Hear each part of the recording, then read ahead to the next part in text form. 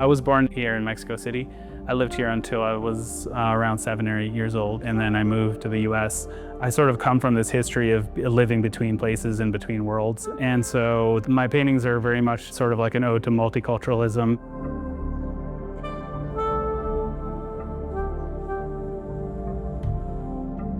There's 11 different works in the show, paintings that are acrylic on panel. And I would say the main ideas in the show are polarity, transformation, deconstruction and reconstruction, and the question of where we place ourselves in nature and how we view interdependence. I think painting-wise, I've always just been fascinated by sort of color and space making and these very formal sort of design aspects, and then also storytelling and how those two things work together. I like to ask questions with my paintings. Sometimes it's a little hard for me to talk about them as a statement, because really what they are is sort of a deconstruction of my reality and the things that I listen to and care about and think about. It's much more of a free flow, and I like to work in a poetic way where the environment and history and culture and aesthetics come into the painting like a continuous flow into my practice. Some of the bigger concepts are, I've been studying Taoism and Buddhism for a while, and I started thinking a lot about polarities. And I think in our Western culture, we think about things as very linear and also as very separate. Something is either black or white. And in Taoism, one of the main realizations of the philosophy is that something like light or dark aren't actually two different things. They're just polarities on one spectrum, and they imply and contain each other. The meditative practice of Taoism includes being able to reconcile these polarities, having those things always be an entanglement.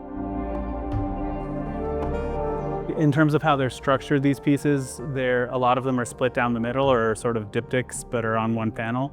And I think it was a way for me, again, to talk about polarities and also talk about how one space might be different from another space, or the idea of crossing borders and making work that was coming to Mexico when I'm in the US, and sort of talking about that history of being an immigrant and sort of living between two worlds. So architecture, I mainly think about it as like a space for possibility. And I usually draw pretty improvisationally too, so it's another way to let the architectures that have surrounded me throughout my travels and life to kind of come through me into the paintings in a more natural way. And making shared spaces where the viewer is allowed to bring their own ideas and experiences into the architecture, rather than getting so detailed that it becomes about a place. So there is a lot of Mexican archaeological history in the work. It's a way for me to kind of learn that history and give a new space to those figures and sort of provide spaces of imagination for histories. And then at the same time, because I paint so detailed and realistic, I'm continuing that lineage of the artisan in terms of perfecting that craft of representing that figure. And there's a magic in that. So I think my paintings are also about the dance between composition and artifacts speaking their own language and bringing their own stories. Some of these paintings I also made while the big fires were happening in LA. I think that had a really big impact on what I was thinking about when I painted, and these concerns about ecology and sort of habitats being destroyed has always been at the forefront of my mind.